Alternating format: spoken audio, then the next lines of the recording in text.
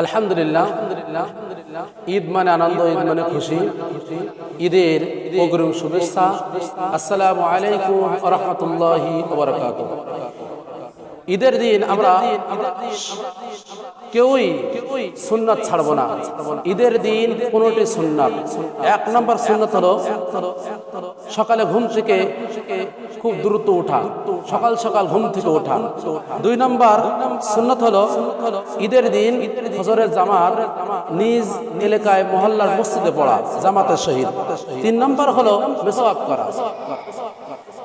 করা। 4 নম্বর হলো সুন্নাত তরিকায় গোসল করা এবং 5 নম্বর হলো সাধ্য মতন উত্তম কাপড় পরা। অর্থাৎ আমরা অনেকে জানি যে নতুন কাপড় না পরলে ঈদ হবে না, কিন্তু এটা নয়।